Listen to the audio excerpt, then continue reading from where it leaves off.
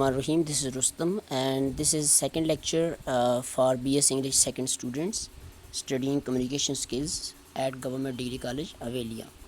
So, this short video is about levels of reading. In the previous video, I talked about reading and I tried to define it. I said that reading is both physical as well as mental process of extraction of meaning from the written symbols.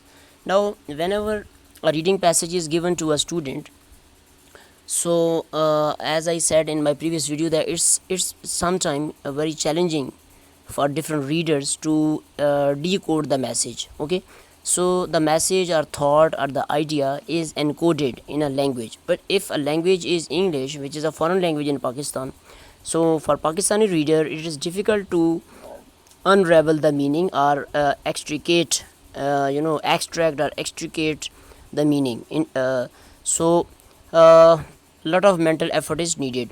So there are three levels of comprehension: reading comprehension, or understanding.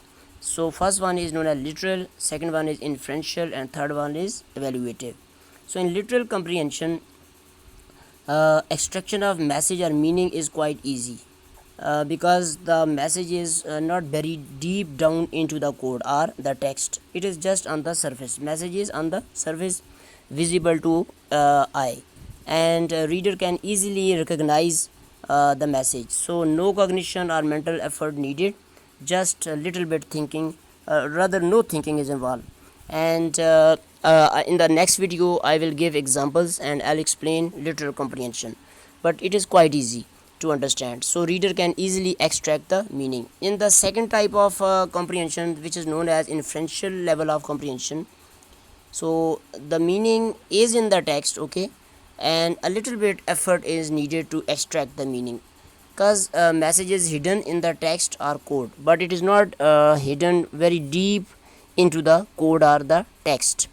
You can say it is not on the surface, but it is also not at the bottom. It is somewhere between the surface and the bottom, so a little bit effort is required to dig it out, and this effort is also known as mental effort or cognitive effort. A little bit thinking is required, okay, not mind thinking, but some thinking is required. And the last one is very difficult one, that is known as evaluative level of comprehension. Here you need to have other types of knowledge as well, like meaning is very deep into the text, so you may have to get to the bottom, okay.